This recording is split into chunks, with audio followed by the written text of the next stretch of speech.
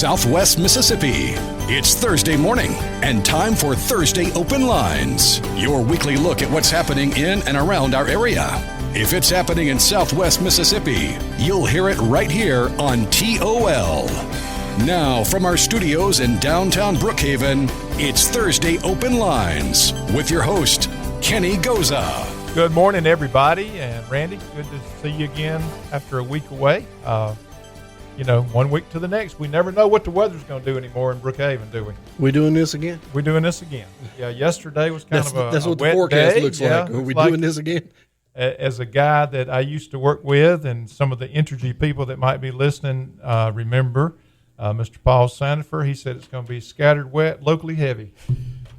Sounds about right. Sounds about right. So yeah, we had a lot of rain yesterday. More predicted today. We're not going to get into the weather forecasting. Look real quick and see if they've changed anything. No. Wet today and tomorrow. Yep. And through Labor Day. Through Memorial Day. And Saturday. Yeah. And Sunday. And Monday. Tuesday. All right. I'm just going to cut and paste my weathers for the next few days. All right.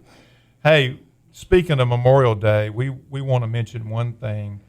There will be a Memorial Day service at the monument at the Lincoln County Courthouse on Monday at 10 o'clock. The service will honor the sacrifice of all our service members who's given their life during times of conflict, and we're going to recognize Lincoln Countyans who've been lost from World War II through current operations. So that's going to be at the courthouse on Monday, Memorial Day, starting at 10 o'clock. So if you're out there and would like to attend that, just want to give you that information. We forget, freedom isn't free, and we always have to remember our veterans and the sacrifice that they made. Okay, we have in our studio this morning Ms. Deb McGee from Southwest Electric Power Association. We've known each other for many, many years, being in the utility business, both of us. And Deb, glad to have y'all in. And I'm disappointed that Jeremy's out there in the hallway and won't come in and get on the radio with us, Jeremy Smith, but we might get him in for the second segment if we have time. All right, Deb, I know there's a lot of things we want to talk about, and I appreciate all that Southwest Electric does on the community side. Just it's such an important to me to be a community partner, and y'all have done that through the years so many times, and we work together on a lot of different things. We have. Mock interviews, the working at Colin, getting students hired for summer internships, which is an incredible opportunity. I talk about that quite often. That is a win-win for not only the employer but for the students. So let's talk about that just a minute. I think that's probably been maybe 4 or 5 years or maybe longer. I'm not sure how long that's been. It's been about 4 or 5 years. Yes. We had to skip one summer for COVID. So what you did with Jeremy, along with Jeremy and Kevin Bonds approving it, you come to Colin and you come into the classes there and do interviews, right? I mean, that's kind of the process that I think that was it. Or did you have students apply and then y'all work through the process? Well, we actually have, yes, Jeremy visits the classrooms and talks to the students about the opportunity. And we actually have the instructors choose the students. The students express interest in the program, and then the instructors choose the student. We do put them through an interview because the whole point of the program is to give them real life experience. So we do ask them to come to our office at a scheduled time, and we put them through an interview. It's about 20 minutes. And then we do the normal things that I do for pre-employment. We do background check, we do drug tests, we do physical, and then we have an orientation just like I do for regular employees. So we tell them about co-ops, we tell them about Southwest Electric, why we're here, how much area we cover, and then they are employees for 8 straight weeks. So 40 hours a week for 8 straight weeks, and we put them through 4 different modules. So by the time they finish our 8-week internship, they can go from when the member calls and needs service all the way to taking it out and staking the job, to the construction crew building the job, and then to servicemen. They work with them, fixing yard lights and shooting trouble for outages, things like that. And then they also go out with engineering personnel, and they learn substations and the different things that we have out there. So kind of from start to finish. From start to finish, from exactly. the customer call to the end, to getting the lights on at the end of the process. Exactly. Now, sophomore students that I think are in automation and control and electrical, correct? Yes. That's pretty much what that has been. Yes. So this summer we have 3 from Colin. We have 2 from the Wesson campus, 1 from the Natchez campus, and then we also have a student from Alcorn State University. So we do have 4 interns this summer, and they're going to start the Wednesday after Memorial Day, and then their 8 weeks starts the very next day on that Thursday. Well, I know we started that conversation up there when I was working, that this was just a really good opportunity, again, not only for Southwest Electric, but also for the student, because of the fact that at the end of the 8 weeks, which is normally the summer from the time they get out of school till Right. they start back, it's just about 8 weeks in there, you have actually offered full-time employment to some of them, haven't you? Yes. We have had 1 or 2 that we have offered full-time employment to, but of course they have to go through their second year at Correct. Colin. Correct. To Yeah, they have to finish their their sophomore year. program. Yes, sir. Yes, sir. And have you had any that come through the lineman program up there?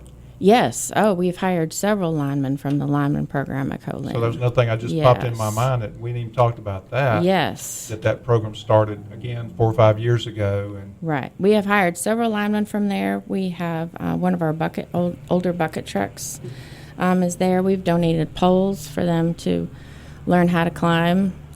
We've visited the during different semesters to talk to them about a day in the life of a lineman and what you need in order to become employed at a utility. So, yes, we have been very involved with Colin, with our community colleges. We've hired some from Southwest Mississippi Community College, too. Yeah.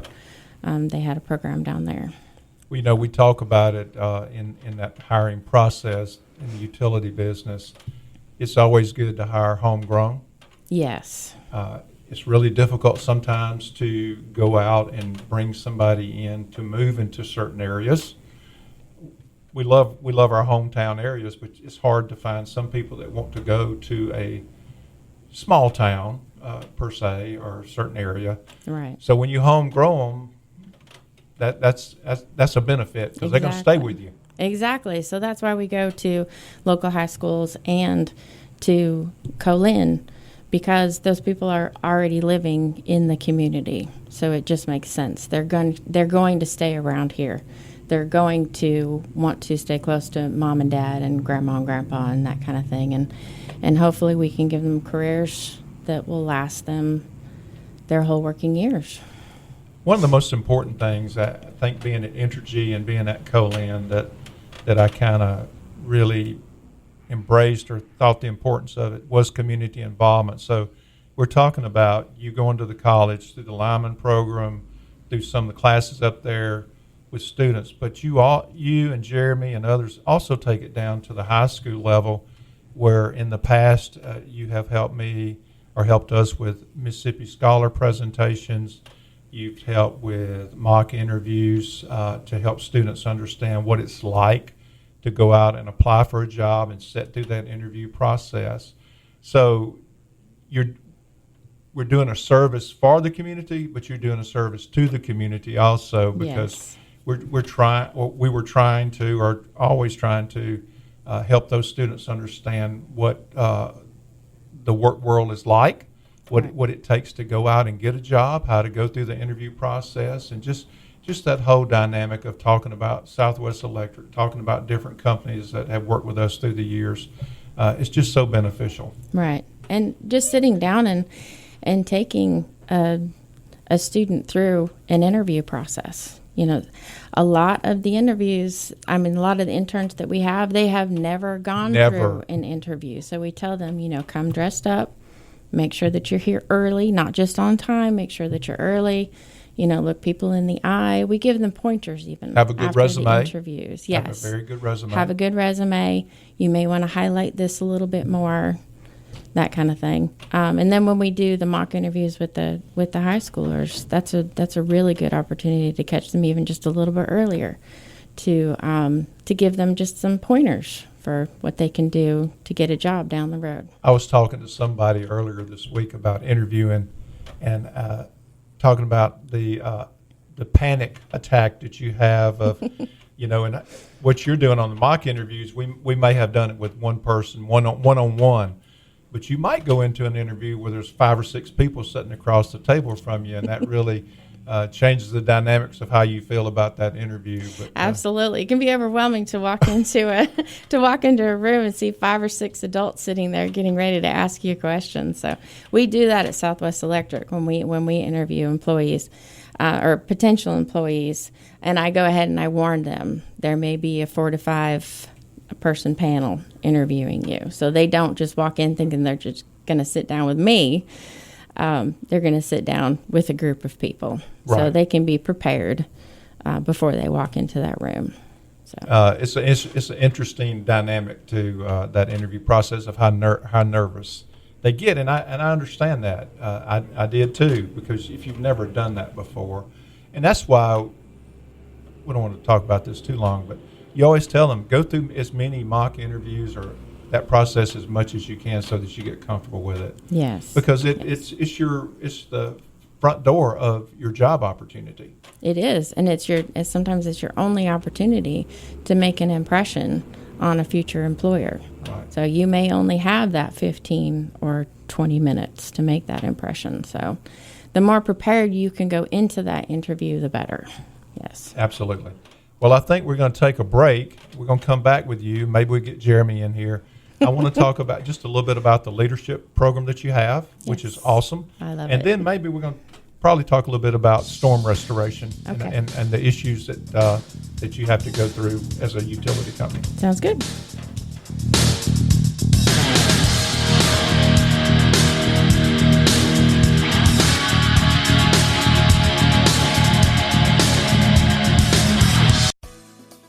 Does your bank really know you? This is Shannon Aker at Bank of Brookhaven. We take the time to get to know our customers and clients, providing the products you need to make banking easier.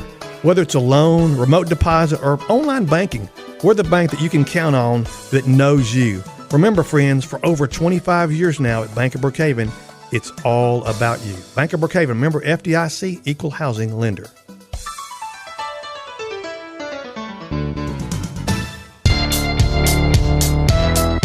All righty, we're back, and let me just mention our sponsors: Bank of Brookhaven, King's Daughters Medical Center, Brookhaven Recreation Department, Lincoln County Civic Center, Toyota of Brookhaven, Copiah Lincoln Community College. You just heard Scarlett Hart on the radio there doing a little promo for Colin. Go Wolves. I think the girls softball team is playing this afternoon for, again, another national championship. So we hope. Just another one. Just another one. That's right. Just one more. Real quick programming note, Kenny. Mississippi State's ball game this afternoon against Georgia was originally scheduled for a 3 o'clock start time. It has been bumped up to 1 o'clock. So 1 o'clock this afternoon, right here. Go Dogs. Right here on 102.1. All right. Yeah, you can easily say go Dogs, huh? Go Dogs. Yeah. Either way, go Dogs. I'm predicting a Bulldog victory. Good. Yeah. That's awesome, Randy. I mean, that's great that you have predicted that you're able to do I'm that. not locking in which ones. But we know. Yeah, the Dogs are going to win. Dogs are going to win. Oh. And I do need to mention Rapid Oil Change is one of our sponsors also. So we appreciate that. Hey, we have Deb McGee in here from Southwest Electric, and we were just talking about all the community stuff that Southwest Electric does. We appreciate it so much, what Kevin, Deb, Jeremy, for years they have been so involved in the community. And one more piece of that, Deb, is the leadership program that you have. And that has been so beneficial to so many students in the past. So kind of tell us how that works and how that process works. Okay. Well, this is actually the best part of my job, Kenny. It really is. Working with these students and taking them through the year of our Cooperative Youth Leaders Program is the best part. So Electric Cooperatives of Mississippi, which is our statewide association, they started the program in 1986, and we joined in 1994. And each year we used to send 2 students, and then we've pushed it up to 4. We send 4 students. We go to the high schools and we visit and we talk to them about the program. We talk to the guidance counselors, and the guidance counselors then choose 2 students to send to Cooperative University, we call it. And it's a day where we bring them in. We teach them about cooperatives. We teach them about electricity, how it reaches their homes. They actually build a model with craft supplies from a generating plant down the transmission lines to the substation down to the distribution lines to their home. And then they have to explain it back to us. They actually get to go out and look at a bucket truck and, look at a meter, and look inside a transformer. Not many people get to do that. But we bring them in for a day. They get to talk to state legislators. They get to talk to a lineman.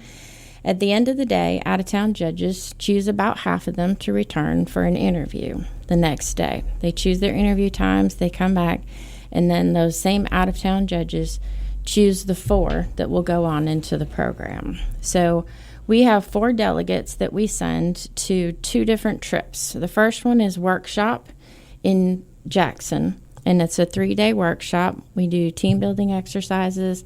They have breakfast with their state legislators at the hotel, and then we put them on a bus and we take them to the Capitol. And sometimes the Senate or the House is in session, sometimes not. If they're not in session, then a member of the House or Senate will take us actually out on the floor, and they'll actually get to pound the gavel. Or if they are in session, they get to go up to the gallery, and the senators or representatives get to introduce them from the gallery, which is a neat thing for the students. Yes. They don't get to experience that very much. They may have been to the Capitol or driven by the Capitol, but actually being able to be introduced from the floor and stand up and be recognized, it's a neat experience.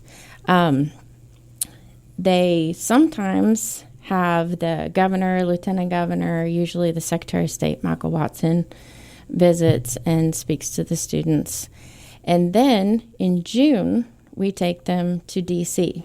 for 7 days. So they fly out of 3 different airports, depending on their location in Mississippi, and take them to D.C. And they see every single monument and memorial that you can possibly think of.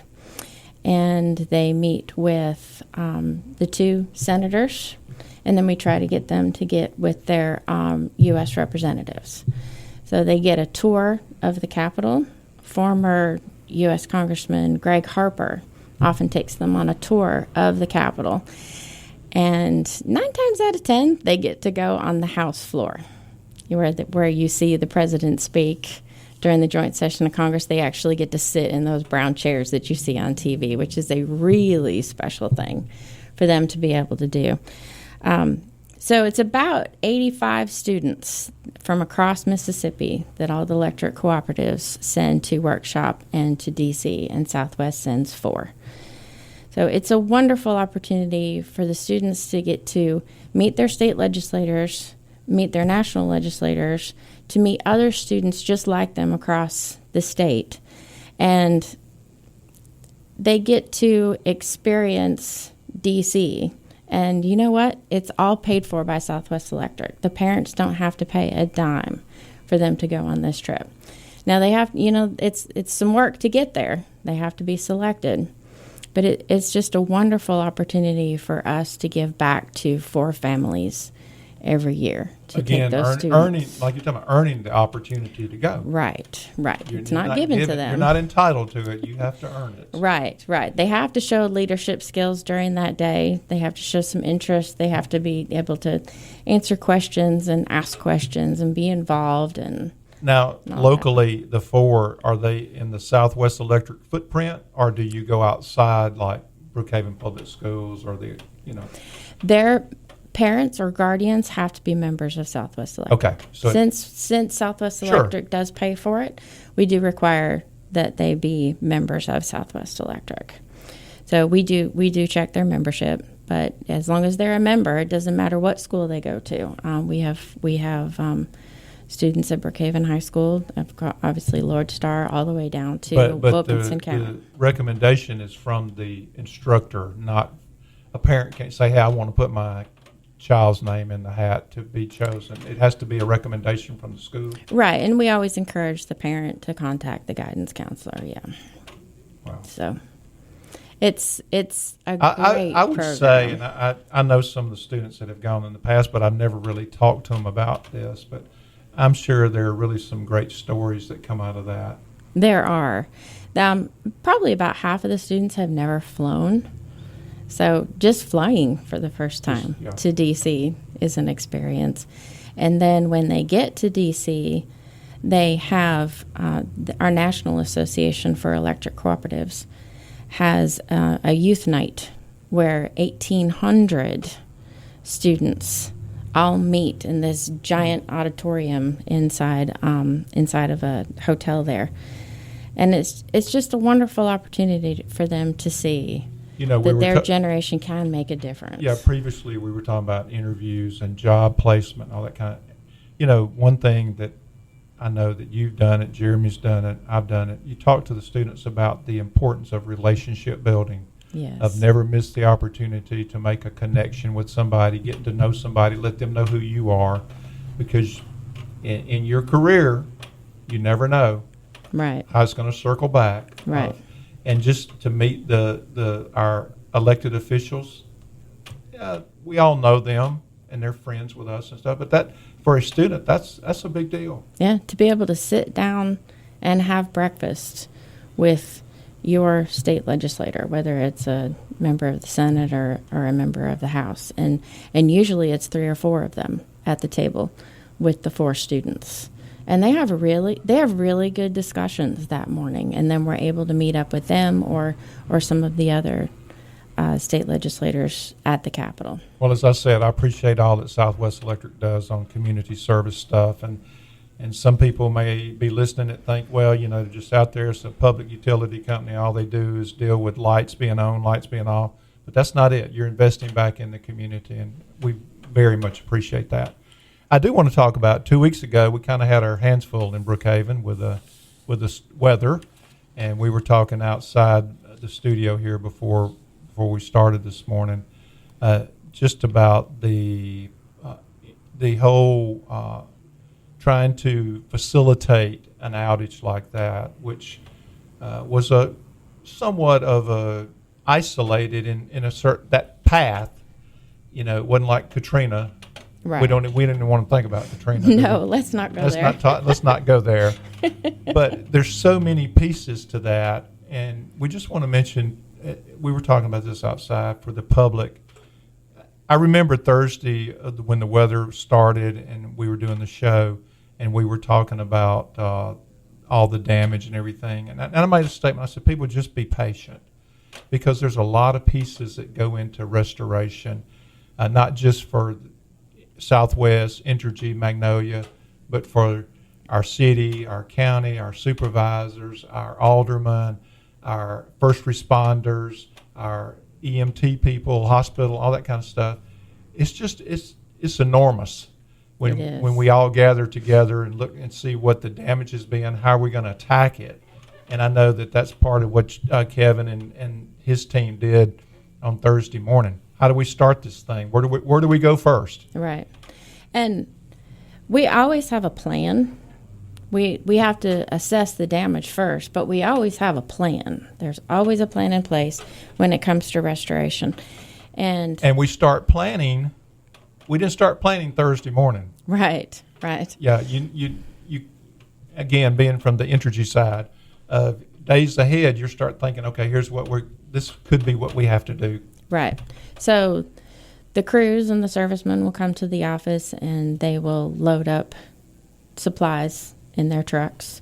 They won't necessarily grab poles, but maybe cross arms and fuses and all of the stuff that goes at the top of the pole that can be torn off or can be damaged in a storm. But they go ahead and they pack up supplies, and then sometimes if we know if it's going to be really bad, then we actually go out and purchase food, because we know we're going to have to feed the crews, not only just our crews, but the crews that are visiting. So we do that. Of course, there's preparation of letting members know, look, if you rely on electricity for medical equipment or for refrigeration of medicine, you need to make other arrangements. We can't guarantee electric service after a major storm like this, whether it's a tornado or a hurricane. So there is some prep that goes into it, but then once it happens, obviously the first thing is you've got to assess damage. You've got to clear those roads. And that was one major issue with this storm, was there was so much damage and there were so many trees down that it took a really long time to clear those roads. So once we cleared the roads, literally there were portions of the tornado path where we couldn't find the poles. They were either buried under debris or they had been picked up and taken off. We couldn't find the power lines that are at the top of the poles. So we literally had to do a complete rebuild of 2 separate sections in our service area where that tornado went. And that tornado was 80 miles long, the U.S. National Weather Service has said, and its maximum width was 1.17 miles. It was a massive tornado with peak of 137 mile per hour winds, and it was on the ground for almost 2 hours. That's a lot of damage to clean up and then restore the power within 4 days. So we are really proud of our crews, and we are so thankful that we got help from other cooperative crews and other contract crews to come help us. To be on the ground that long at that magnitude, no fatalities. Yes.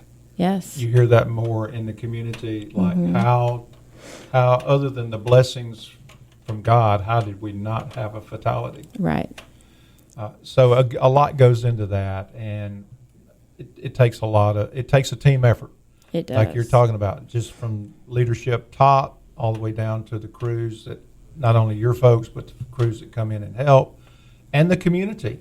Again, because you got a lot of logistical stuff to tend to that sometimes, we do. Yeah, that you don't think, well, we don't want to think about that. No, there's a lot to think about. There is. Just getting water to the guys, making sure that they've got their gas for their trucks, because those trucks have to run the entire time that they're working. So. Yeah, I remember back to Katrina just a minute, that fuel question of having enough fuel to operate daily with all the folks that were coming in to work. Yes. And one thing people don't think about is the hotel rooms for the crews that are visiting. When people lose power, they often go to the hotels in the downtown areas, but we actually have to put up the crews that come to visit. So that's another logistical issue that Housing, we often have food, to work with. Laundry, yes. Think about that. Laundry. They come with a certain amount of days of clothes, but if they're going to be here too long, yes. And oftentimes some of the ladies from the office get medicine. Yes, get medicine, get those basic supplies. So, yeah, there's a lot that goes into it. We try on Facebook to show our members the damage that has occurred, and then that there are crews out there working. We just want our members to understand that even if they're not working in your front yard, that doesn't mean that they're not working on the line that affects your house. That there's so much involved in restoring power. And they're also not working, Deb. They're not working 8 hours. Right. They're working long days. They're working very, very long days. Yes. So they get just enough sleep. And then you got to be patient with it, because there's a lot happening that behind the scenes. Patient, yes, and to respect their work zones, because that became a huge issue during this last tornado, is people just blowing through Highway 33 and not slowing down, and it actually became a big safety issue for our crews. So we would ask people, if they see a crew on the side of the road, just slow down, pull over just a little bit, because these are husbands and brothers and uncles of somebody, and we all want to go home at the end of the day. Right. So. Yeah, I remember that was kind of the one thing that during outages like that, you always, before they went out in the morning, hey guys, we all want to come home tonight. Right. We all want to be able to go home to our family. Yes. And so Safety be safe. First. Exactly. So that's why you have those tailgate meetings before you work any area. They all get together and they all talk about, okay, it feeds from this direction. This is the damage that we see. You're going to go down this way. You're going to go down this way. You have this area. Meet up later. Yeah, you have this area. You can't go into this area. Right. Communication's a big deal. Exactly. Very big deal. So that's why dispatchers are so important, because they can see all the trucks on the map and they know what lines are out and they know that different crews are on the same lines. So they know that it can't be energized yet, that kind of thing, So they're keeping the crew safe back in the office because they can see everything up there on that map. Thank you so much. Thanks, Kevin Bonds, Jeremy Smith, Deb McGee, all the people at Southwest Electric. We've had a good partnership for many, many years and hope it stays that way, just as friends and working with you guys on different things. But thanks for coming in today. Thanks for the invitation. We didn't get Jeremy in. So, folks, if you see Jeremy Smith, ask him why he didn't come on the radio with Deb this morning. So we're going to take a break. We got Emmeline Davis coming up from the Lincoln County Civic Center. She don't have Chaston with her, just Emmeline. So we're going to take a break and be right back.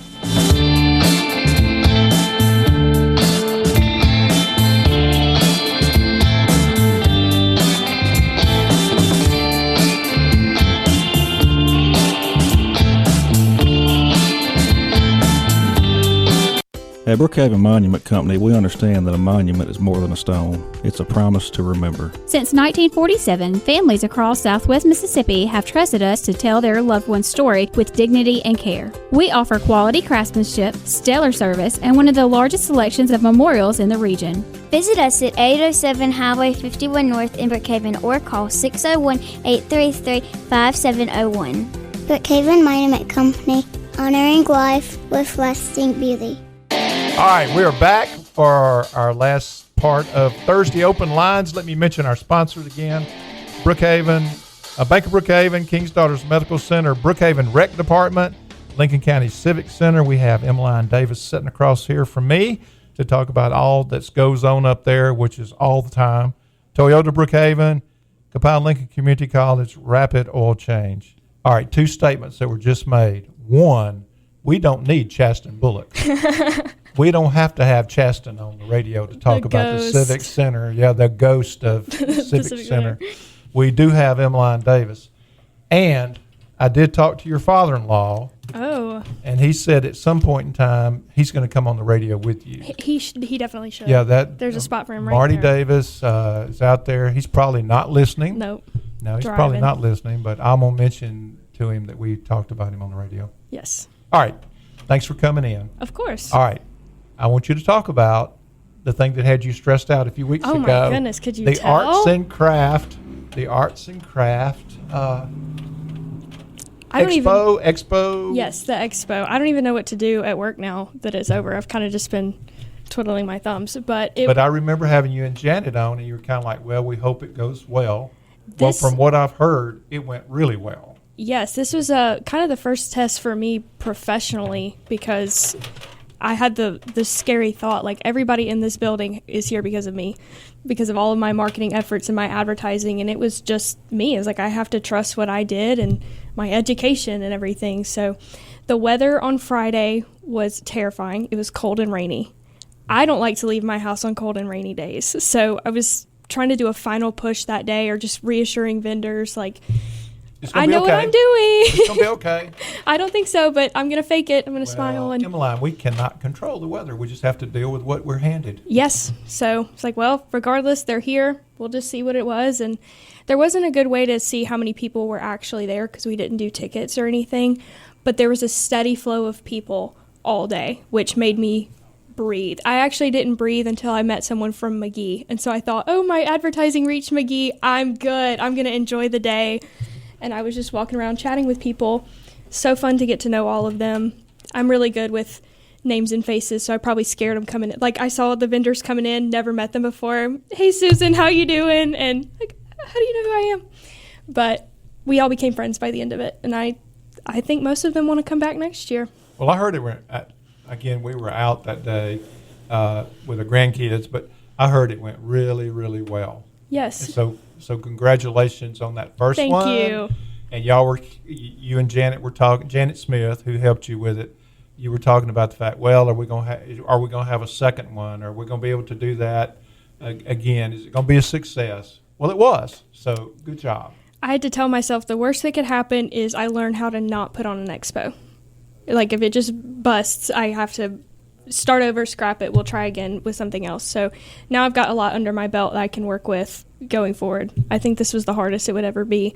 And then now we're going into wildlife in August. We've got less than 100 days. Well, I'm sure you did a debrief on, okay, what went well, what if I do it again next year, what do we need to improve on? Yes. How do we reach out for more vendors? Those kind of things. I did a feedback form with them, so I had the vendors tell me how it went and what I could have done better, which was really helpful. And then I'll just kind of apply it, even though it's a completely different thing for wildlife. They have a different style anyway. But logistics-wise, marketing-wise, I have a better reassurance on how to do it. You just mentioned the Southwest Expo that's coming up in September? It's August 21st. August, okay. I knew August, September. I knew it was right in there. It's 21st and 22nd. We just removed the Sunday day this week of the expo. Last year it was 3 days. It's always been 2 days. We threw in a third last year, kind of didn't land, so we took that back, and we're still recruiting for vendors. We've got a couple spots left. A couple? We've got 11 inside booths left. I think we can. I'm not stressing anymore. It's like we can get 11 vendors by August. It was a lot of good vendors in there last year when we came through. With my grandsons were captivated by the knife displays. They love the knives more than anything else. But so what? I know that you add different pieces to that. Is anything new coming with the expo this year? Yes. Or pretty much the same? I'm in charge of Touch a Truck. We're going to do a Touch a Truck event to climb on, to honk horns. We've got the emergency responders coming to go play in an ambulance if you want, and then some equipment pieces are coming in too. So I'll post more about that as we finalize who's going to be there. I've always wanted to put one on for kids. I think that's just so cute. Like fire trucks? Yes. Okay. And then hopefully some firefighters. Log trucks? Yeah. Hopefully. Utility trucks? Some responders to go with it. It's like you can meet the policeman and this is his car. This is my goal there. Oh, yeah, police car. That would be interesting. We're going to host the National Wildlife Turkey Federation statewide calling contest again this year. That'll be the full day Saturday. So I've got to get with them to share the details about that. But that's like a day of registration thing. If you want to come call turkeys, you can sign up when you walk in. And let's see, last year there was archery. I don't know if we're doing archery this year, but we do have the jumpers again for kids. Hopefully a mechanical bull. Hopefully. Fingers crossed. Food vendors? Our standard, we've got Coming in Hot Barbecue, Blue Goose Diner out of Macomb, just signed up this week. So we'll have like a little food truck row. And then we've got some more equipment coming in, not for Touch a Truck, but just for display. So some trucks you can look at, some ATVs, tractors. Now this is a ticketed event, correct? Yes, this is a ticketed event. I don't know the price on it just yet, but you'll have to pay in to get in the door for that one. Do you get you pay one time if you want to come 2 days? Is it just one fee, or how does that work? I believe if you came both days, you'd have to pay for both days. Okay, all right. Well, what else is going on at the Civic Center? We have our Bayou Independent Wrestling is coming June 6th, which is always a good, fun event. We love when they come. You can get those tickets at 601 Sports. The rodeo is June 12th and 13th. This is my first rodeo. This is my favorite joke. Literally your first rodeo. No, I love saying it. So you're saying it. You can't say this ain't my first rodeo? I can't this year. She can next year, though. Yes. Next year, this ain't my first rodeo at this. That was my excuse talking about advertising. This is my first rodeo, so I don't really know what to expect with that. So another good learning thing for me in my job. The Extension Service is hosting Dairy Day in our stall barn on June 20th, which is a really fun summer event for kids. Free ice cream. Yes. Little baby. I remember that. Mm-hmm. Little baby cows you can come pet. Yeah, but it's the free ice cream. The free ice, yeah, that should be the top of the poster. Oh, yeah. I'm not going to say all you can eat, just free ice cream. And then, of course, our fireworks show will be on July 4th again this year. Yes. A big one. Big, 250th. 250th. Mm-hmm. We're going all out, as far out as we can go. I think Robert Byrd was at the first one. No, I mean the 250th. The first of the 250. That's a possibility. Could be.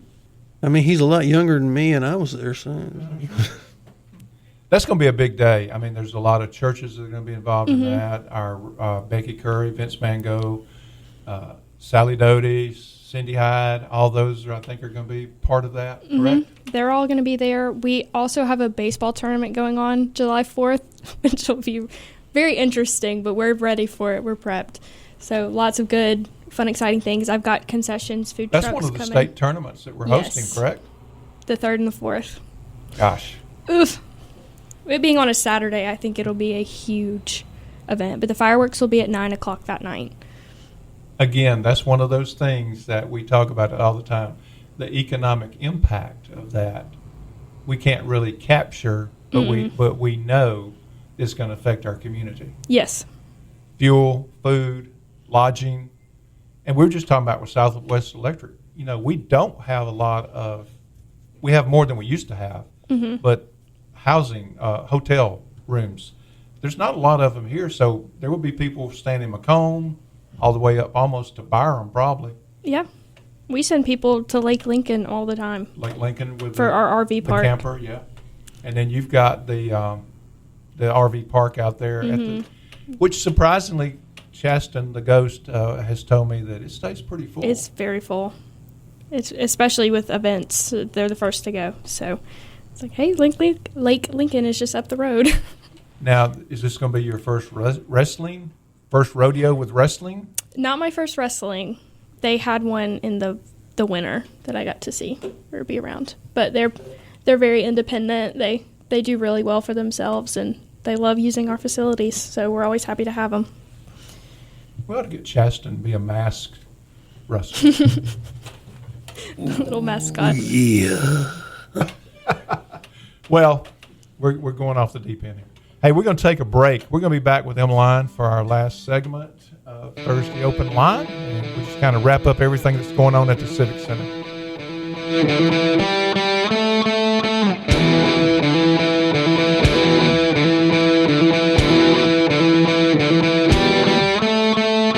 At Toyota of Brookhaven, we treat every car and every customer like family. From quick oil changes to certified warranty repairs, we keep your Toyota running like new. We keep you informed with transparent multi-point inspections and expert advice you can trust. Need a fresh start? Our detail team can bring back that new car shine. Toyota of Brookhaven, your trusted hometown choice.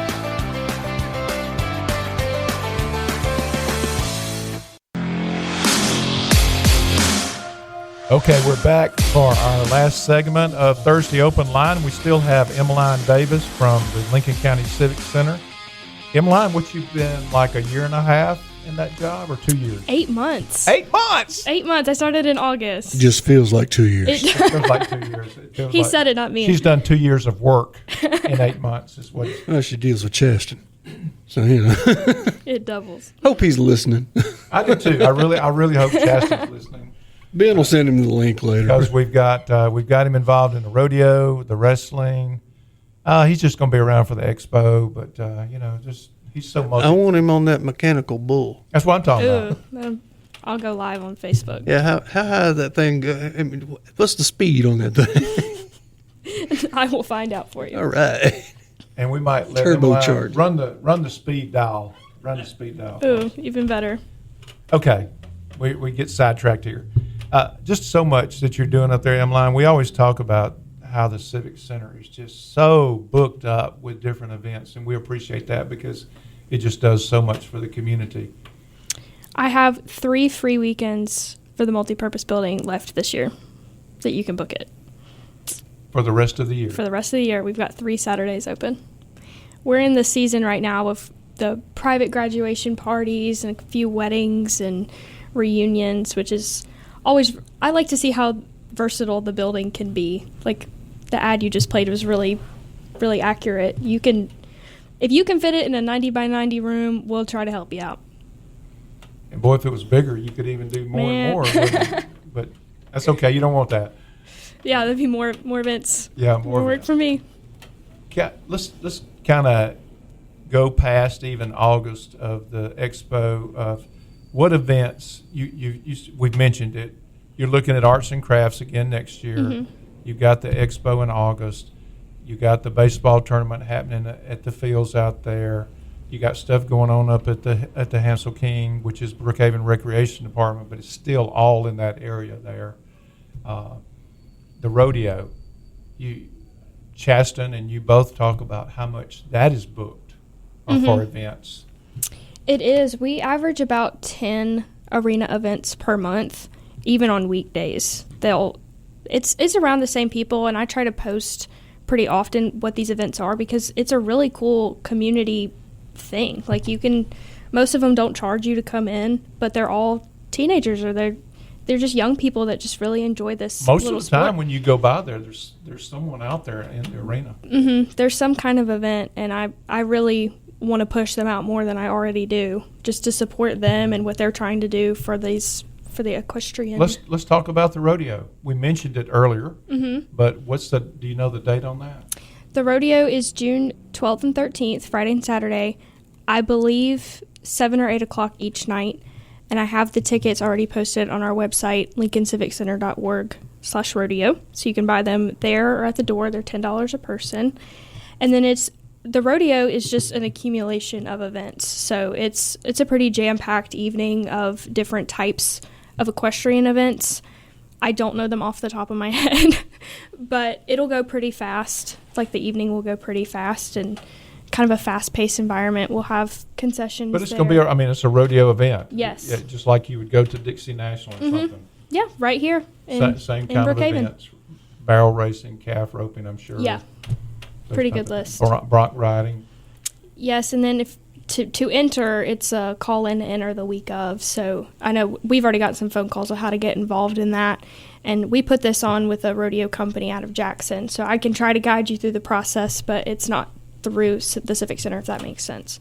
So this is a group out of Jackson that's a sanctioned rodeo? Yes. Okay. It's Tri-State Rodeo Association and Bearden Pro Rodeo are the promoters of the event. It's a little hands-off for us. We're semi-involved because it's our facility. Just facility. Yes, but we want to make it big. I mean, when else are we going to get to do something like this for Brookhaven each year? Is this the first time for this? We've done Is this your first rodeo? This is my first rodeo. This is not the Civic Center's. And then I did look on the calendar yesterday. We've got the high school rodeo in December. Similar feel, lower scale, but all high school students. That one's always fun. I went to the one in January, and it was really cool. Is that local students? Semi-local, the Southwest Mississippi region. Did not know that. Mm-hmm. Yeah. See, that's why I'm here. I know. Just all kind of information that you have for us. It's just amazing again, what y'all do up there with that. Now talk about, I know, again, we mentioned the state tournament at the fields. Isn't there a couple or just one? Is it 10U, 12U? I was thinking Chaston was telling me. We've got Pony League as well, and then we've got the tournaments that we host, the Dixie. Yeah. In the Pony League, just somebody was asking me this the other day when I was up there at the fields. Is the Pony League mostly our high school, junior high programs? Yes, they're 7th and 8th graders in Pony League. Right. And their season is really short. It used to be you could have kind of like the other sponsored teams, but yes. This is more or less most of the junior high schools are participating in that. Right. Correct.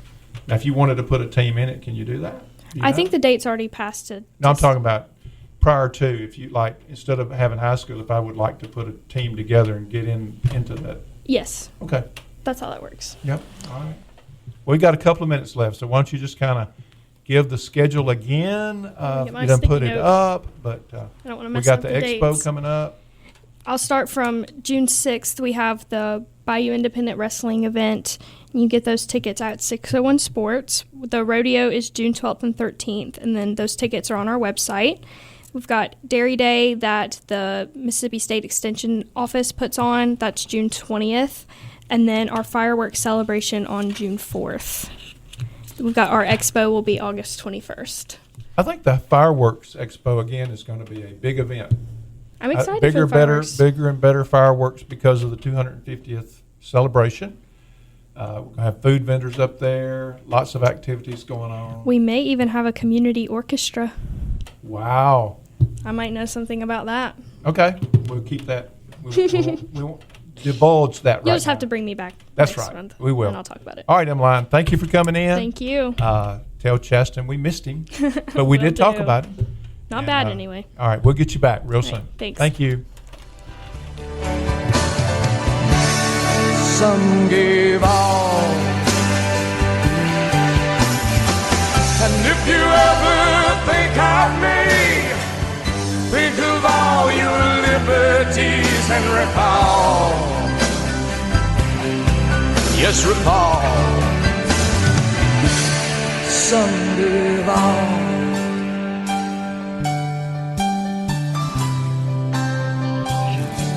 Some gave all.